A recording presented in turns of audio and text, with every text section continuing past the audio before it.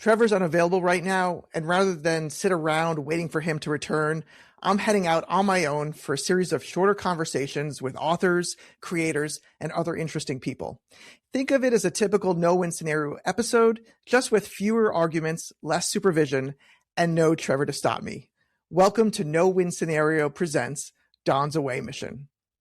And don't worry, Trevor will be back soon. I haven't listened to anything you've said in the last 20 seconds. Damn it, Trevor. We had a shtick. Line. Two friends who hate each other. Rude. Talking science fiction. It has become this cultural phenomenon. Along with some special guests. I appreciate what Star Trek did to me. I would love to have this book get banned. That wasn't acting. That was real. Do you know what our YouTube channel is? Absolutely not.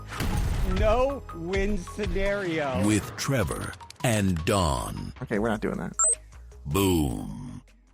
Everybody knows the story of Superman. Rocketed from a dying planet, raised in a Kansas cornfield, faster than a speeding bullet. My guest today argues that the real origin story is the one that nobody put on a movie poster, a shy kid from Cleveland named Jerry Siegel, who dreamed up the world's first superhero and signed away the rights for $130, and then spent the rest of his life fighting the corporations that got rich off his creation. William Bernhardt is the best-selling author of more than 60 books and a former attorney, which turns out to matter a great deal here.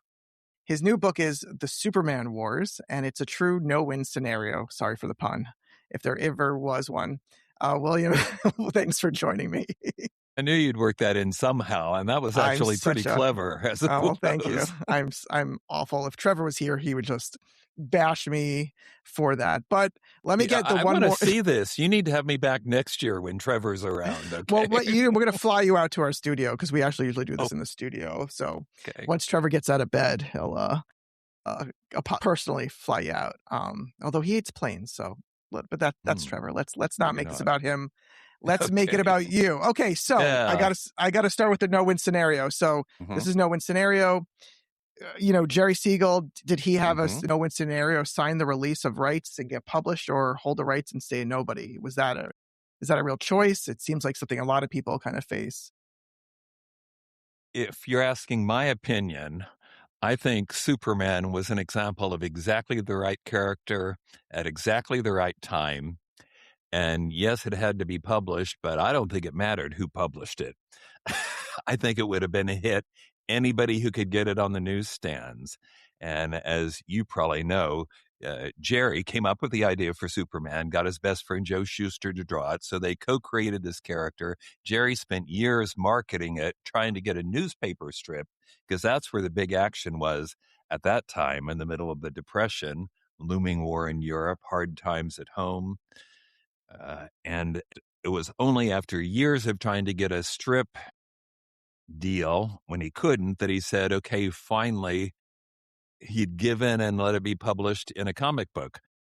Major Malcolm Wheeler Nicholson was the guy who basically invented the modern comic book format and started the first company, which he called Nicholson Publishing, that will eventually morph into DC, although that doesn't become the official name until 1976. But Jerry and Joe had been working with the Major for a couple of years on other strips. Clip Carson and, no, not Clip Carson. That's Bob Kane. I'm sorry. See, I've had my head in a different book this morning, so I'm saying the wrong thing. Slam Bradley is probably his biggest pre-Superman hit. And he'd worked with the Major for a couple of years. The Major was also a writer as well as a former military officer, and he trusted him. The Major never tried to get anything other than North American first serial rights, and that's how they operated for years. But you know what happened.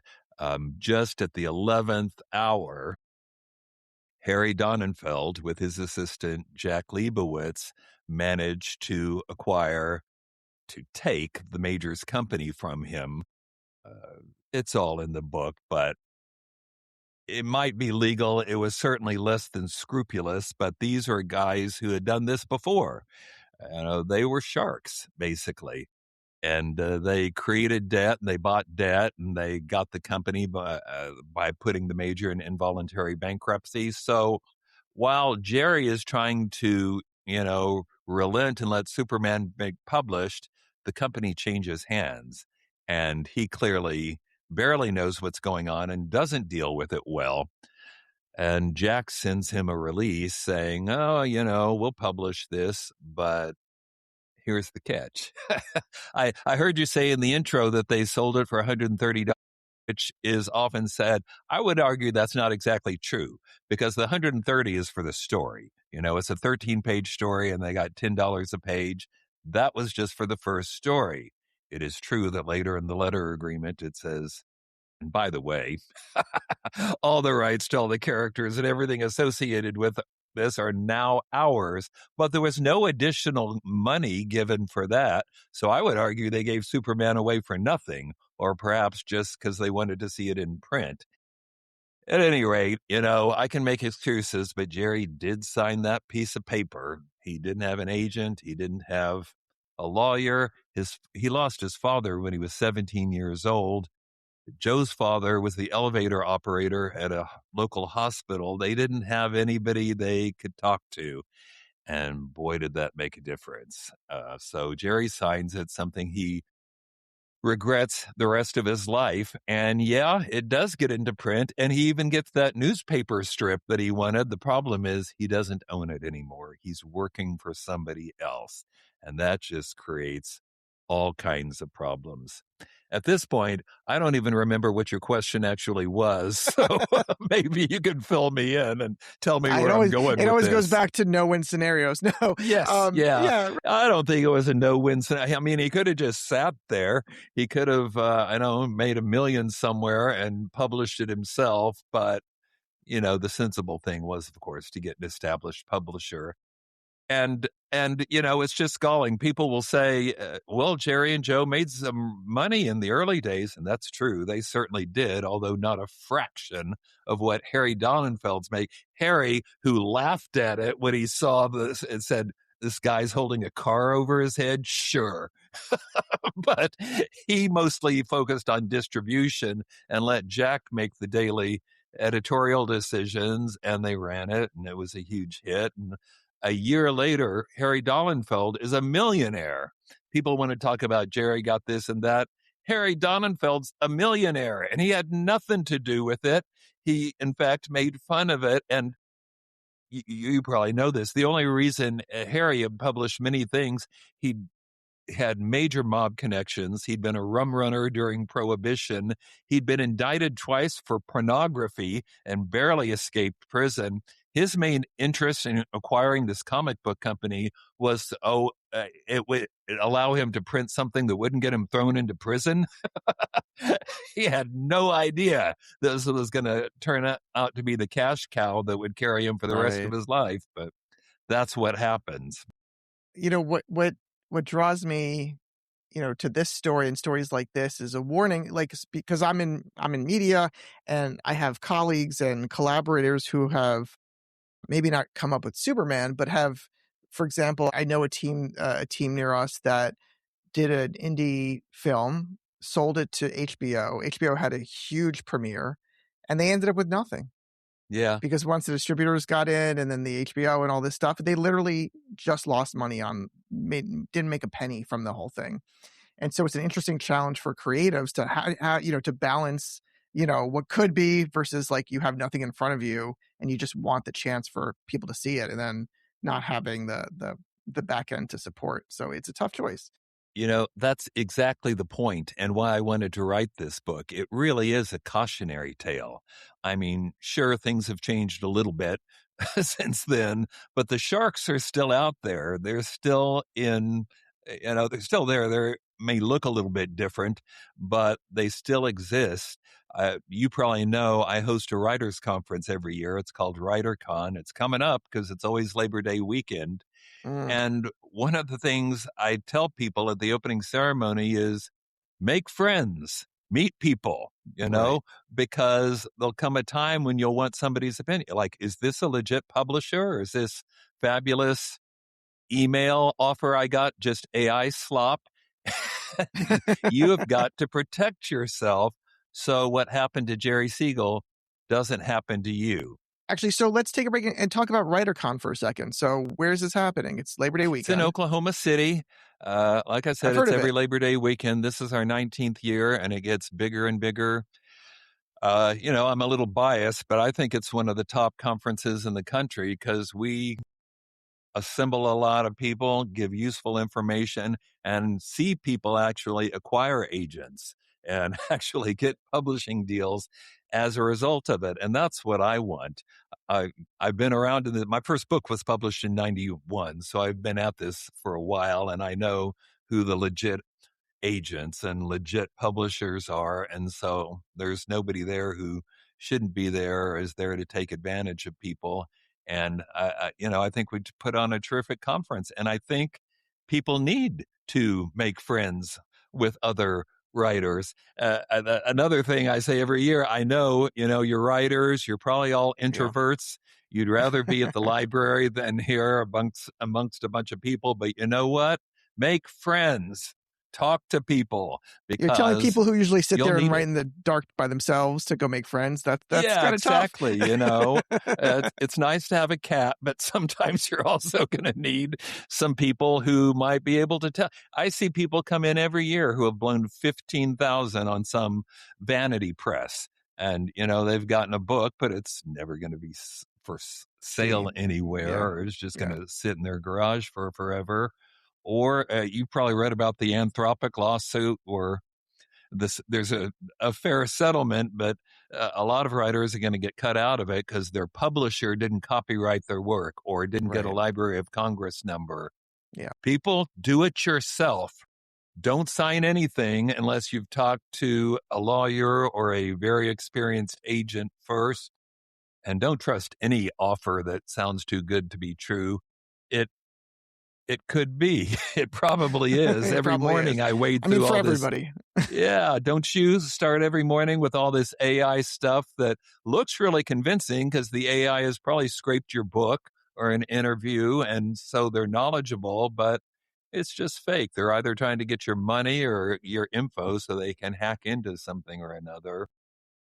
And then again, 2 days ago, I got an email asking if the rights to one of my book series were available. And I thought, oh, this is scam, but I'll send it to my agent and see what she says. She came back, no, this is the real deal. So that's why you need to have somebody Never you can trust talk a gift to. horse unless it's a real. Yeah. Yeah. That's funny. So we'll get back to your book, but so you brought up the convention I mentioned before recording. I'm going to go, I'll be at WorldCon, I think the week before in LA, which is a sci-fi writers convention. Cool. Yeah, I know. Where is it this year? It's in LA. It's in Anaheim. Sorry. It's in Anaheim. So my first time out there, but before that, I'm going to be at I'm going to be at the Star Trek convention, the 60th anniversary. I'm so jealous. Selling the book. You said you were at the 50th. I was at the 50th in New York, which I thought at the time was the big one. But when I got there, everybody was saying, oh, you need to go to Vegas. That's like the official deal. And as it turned out, this is bizarre, but my wife and I were actually in Vegas at the time that 50th Star Trek convention took place for a totally different reason. And one night we went to see Whoopi Goldberg because she was appearing in town. And when she came out, she said, yeah, I'm in town for this Star Trek convention. It's the first one I've ever done. And then she brings Rod Roddenberry up from the audience. And I thought, funny. Why are we here? We should have gone to the conference. But I didn't know. You haven't lived until you've played blackjack at the Rio with a Klingon dealing you cards and giving you chips. Is that right? I would love that. Okay, so back to your book. Back to Superman. Back to Superman and the Superman War. So what was it, like, why were you drawn to this? Why did you want to tell this story? Well, I first got in, I'm a lifelong comic book geek, and I knew a little about the Siegel and Schuster story, but not enough. And I was doing a book called Justice for All. It's a legal thriller, and it dealt with creator rights battles. And I started looking into ones in the past and came across this. And, you read a little and then you dig in deeper and deeper. And it looked like it was never going to end. There was so much more to it than I realized. You go online and you'll get either, the Jerry supporters, boy, those guys were ripped off, or the Jerry bashers, who will claim he made millions of dollars, which is not true. I mean, could he have used his money more wisely? Sure. But he was a kid, for Pete's sake. And, which of us did save money prudently when we were in our early 20s? Not me. I can say that for sure. So, I understand it all. When push comes to shove, though, as you probably know, Jerry's drafted in 43. Joe is 4F because of his poor eyesight. But Jerry spends a couple years overseas serving his country and probably trying to get away, because at that point, the correspondence between he and Jack is just toxic. And that's in the book, too. Jack is abusive, rude, threatening, constantly threatens to fire him and Joe if they don't get what he wants. Fire him from his own feature, and they've supposedly got a 10-year employment agreement at this point, but I don't know what the point of that is if the boss can fire you anytime he gets grumpy. Anyway, Jerry gets back from the war and finds out not only have they brought the whole Superman operation in-house, even brought Joe in-house, kind of seducing him with medical help and forming a dubious partnership called Schuster and Donenfeld, which never did anything. But worse, Jerry had given Jack a script for a new character, sort of new, Superboy, which would be the adventures of Superman when he's younger, of course. But Jerry's idea was to create something new, so this time he wouldn't mess it up, He would own the character, which of course is why Jack wasn't interested.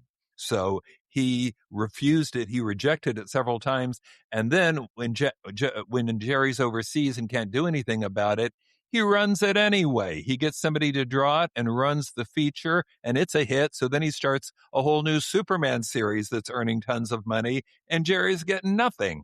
And at that point, he's just reached his limit. And as you know, in 1947, becomes the first American writer to sue his publisher, to stand up to power, so to speak. Does it go well? No. He gets a little money on Superboy. What? I said, is that the theme of the book? Does it go well? No. Well, up to a point. It does reach a happier ending, but man, there's about 70 years of litigation before you get there. No, he gets a little for Superboy. He does not get the rights to Superman back because he signed that piece of paper. But worse, they fire him and Joe both.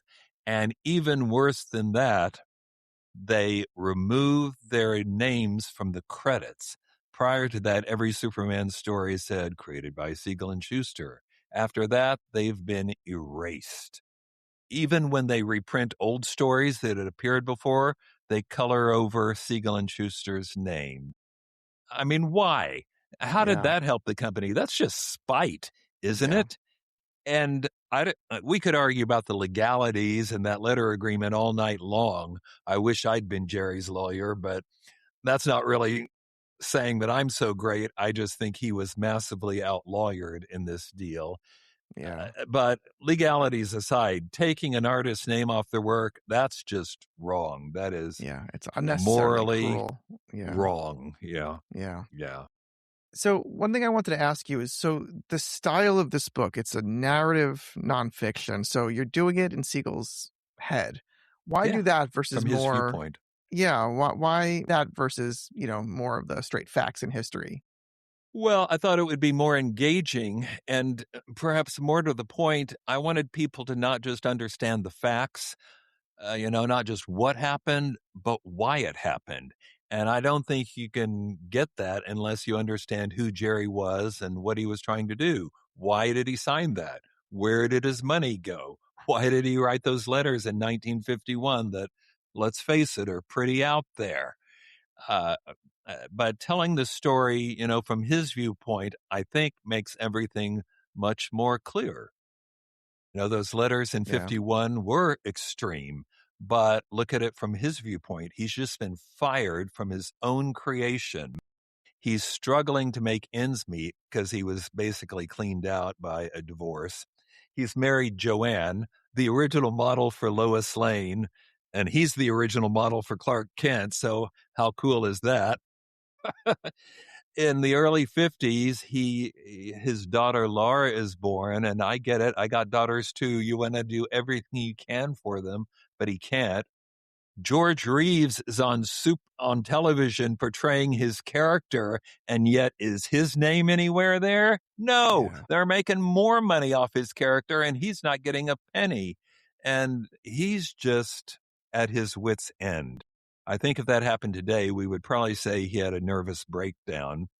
And he says, I found that autobiographical fragment. He wrote about 100 pages of an autobiography that he never published. And he says in there that at times he felt suicidal. I think if it hadn't been for Joanne's support, this story might have had an even sadder ending. But she, in effect, becomes the agent Jerry and Joe never had and make it possible for him to write, which is what he wanted to do. And she took care of the business stuff and handled it, frankly, much better than he ever did. I think there's this myth out there that, after Superman, Jerry just whines for 3 decades. That is not remotely true. He writes constantly. He hustled like nobody ever hustled before. He created Funny Man, which has a brief place in the sun. He edited for Ziff Davis. He created Lars of Mars with Murphy Anderson. He wrote, did you know, more than 170 stories for the Italian Disney company? Wow. He wrote for the Duck families, like Huey, Dewey, and Louie. He did all those Junior Woodchuck stories. He was writing constantly, but unfortunately at that time, you just couldn't make much money writing comic books. There was very much an attitude that, if we can stiff the creators of Superman, the first and greatest superhero, we can treat anybody like trash. And that's really Right. pretty much what happened, at least up until 1976, when Jeanette Kahn takes over the company. So we've got, narratively speaking, we've got our hero that we're following through here, right? Your villain. Is it fair to say that Harry Donenfeld is the closest thing to a villain in this story, but with a big asterisk? Because I want to get to that Harry epilogue. And Jack. Yeah. I would actually say Jack was more of the villain because he was in charge of the day-to-day, and he clearly has a mean streak. I mean, you can see it in these letters. You can see it in the decision to fire them and erase their names from the credits. That's just mean-spiritedness. Harry seemed to have this ability to compartmentalize business from life. If I won't spoil everything that's in the book, but he actually does use his Superman money to good purpose. Yeah. But that doesn't mean that he didn't totally stiff Siegel and Schuster. The way he acted as a business person was very different from how he acted as a private citizen. But did it affect, so he was involved with rescuing a lot of refugees. Yeah. Yeah, amazing. Amazing amount of Jewish refugees. Does that color anything that in for you as the writer uncovering the story? Does knowing that make it harder to portray him a certain way? Or does it force you to be more balanced for him versus others? That's an interesting question. If I didn't ask if you had a chance to read the book, I don't want to put people on the spot, but I put that at the end for a reason, because that's how we all found out about it long after we knew about what he did as a publisher. And I wanted it to be the eye opener it was for readers that it was for me and everybody else. But I mean, I don't really believe in good guys and bad guys outside of comic books. These guys were businessmen with mob ties, and they used mob tactics, and they didn't think there was anything wrong with that as long as you stayed out of prison. That was how you run your business and become profitable. There's a point in the book where Jerry realizes it too. He mentions it in the autobiography. These people aren't evil. They're business people. They're not artists. The Major was an artist at home. He was not a great businessman, but he was a pretty good writer. But these guys don't have any artistic inklings at all. They are businessmen, and That's the clash. It's not good versus evil. It's art versus commerce. Yeah. Well, okay. So as a comic fan, when Mm-hmm. you go and see like James Gunn's Superman, which made like $600 million, Yeah. are you watching the film? Are you seeing the superhero or are you just thinking about that history? No, I'm just enjoying the superhero because I'm so glad, like with last year's movie, to see really, we all loved Christopher Reeve, including me. He looked like a Yeah. Kurt Swan drawing had walked off the page onto the screen. But I don't think there's ever been a better portrayal of my Superman, the Silver Age guy, who basically is just a nice guy because he was raised by a farm couple in Kansas, just north of Oklahoma. I get it. And they raised him to be a good boy and help people. And so he is. I thought that was a beautiful portrayal. That said, during that movie, and for that matter, Supergirl a couple of weeks ago, when Jerry and Joe's name come on the screen, I start applauding. And then my kids look at me Everyone's like, looking at you oh, like, Dad, don't embarrass us. I love it.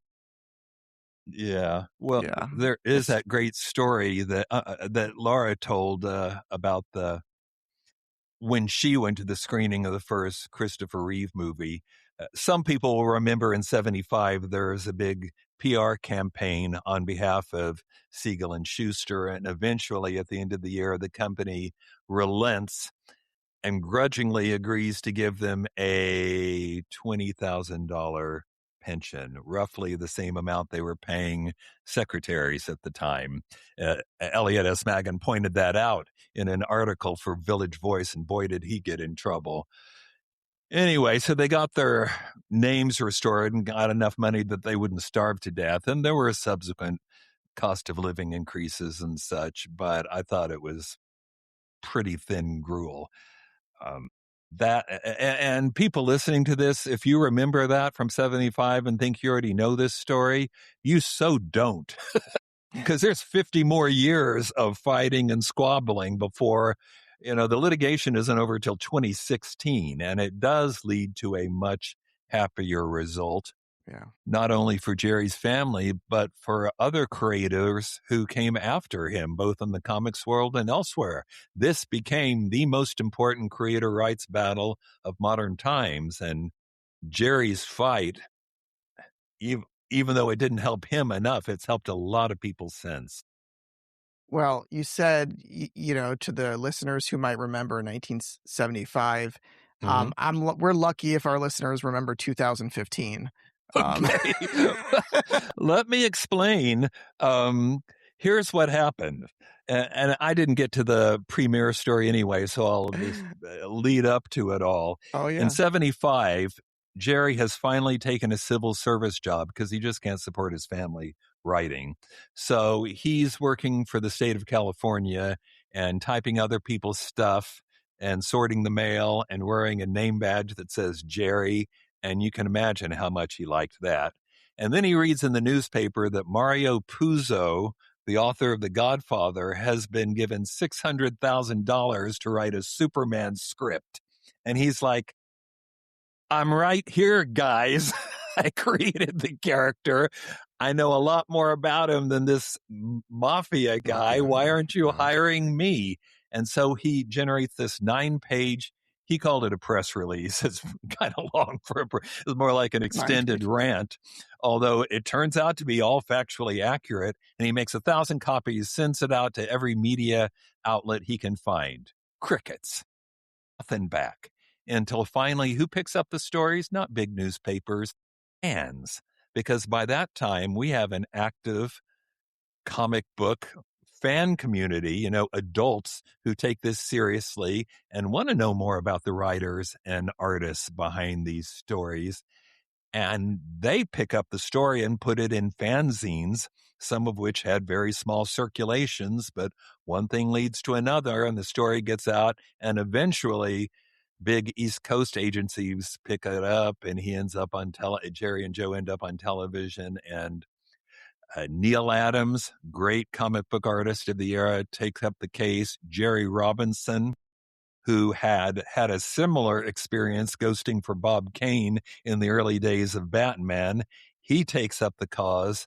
And he was a good negotiator too. And by the end of the year, he's gotten their credits restored and this small pension to them. So when the first Christopher Reeve movie finally comes out, they're invited to the premiere. And as Laura Siegel, his daughter, described it, she's sitting in the darkened LA theater waiting for the thing. She's sitting between both parents, Lois Lane on this side, Clark Kent on the other side. Oh, and did I say this? Their daughter grows up to be a reporter. How perfect is that? Award-winning reporter. I couldn't have written that better. Anyway, 4 minutes and 16 seconds into the movie, you remember how the credits swoosh out toward the audience, and it swooshes out. Superman, created by Jerry Siegel and Joe Shuster, and the audience goes crazy because they know the story, so there's crying and applauding and hooting and hollering. And Laura felt both parents squeeze her hands, and she looked over at her dad. I'm sorry, now I'm going to get choked up. Tears streaming down his face. It meant so much to him. And just to be clear, he got no money from that movie. He was not asked to be any part of it, but just seeing his name up there, to be finally recognized as the co-creator of Superman, meant so much to him. I think that was more important to him than any amount of money could have been. Yeah, I mean, being in his shoes and experiencing that, almost tearing up there. Like, why does this resonate with you? Like, why are you so attached to this experience? Well, I'm a writer too. I mean, sometimes people ask, why'd you write about Jerry, not Joe?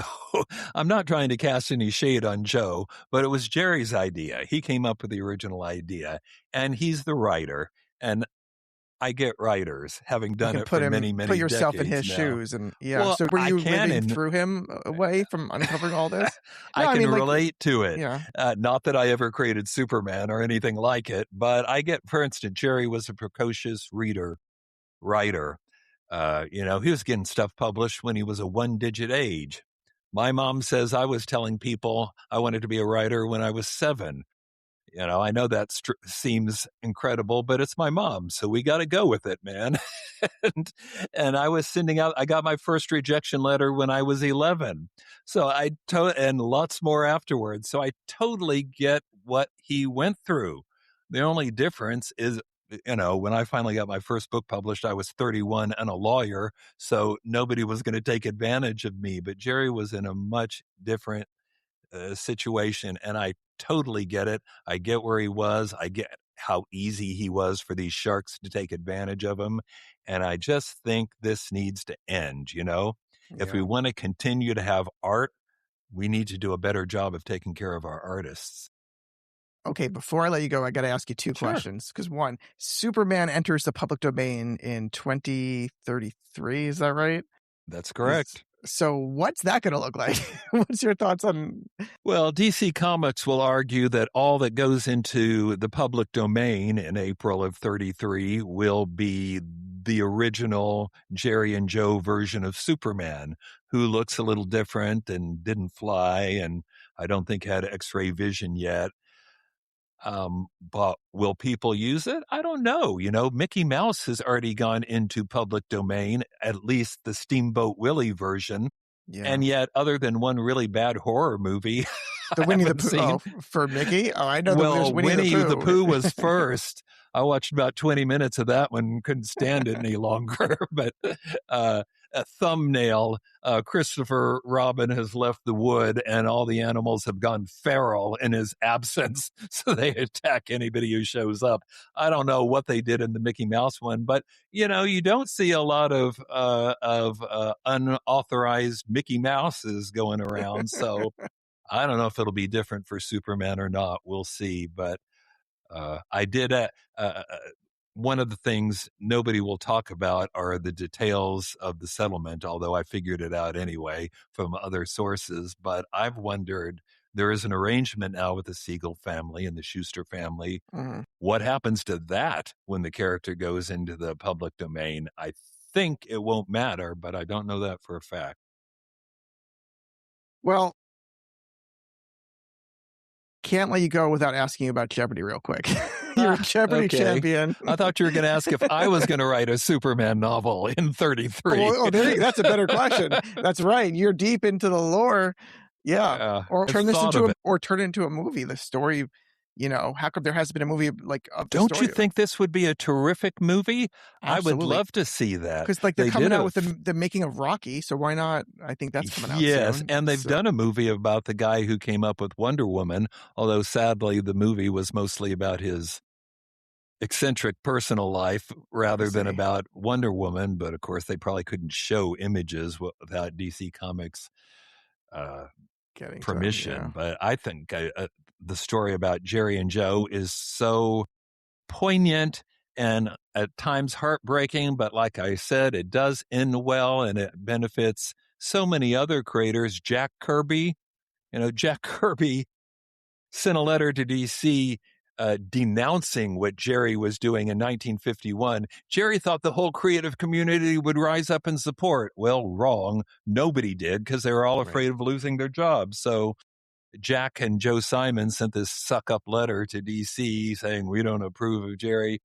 Guess who's suing, 4 or 5 decades later? It's the Kirby estate making the same exact claims now that the Siegel family has proven that they're viable. They even hire the same lawyer.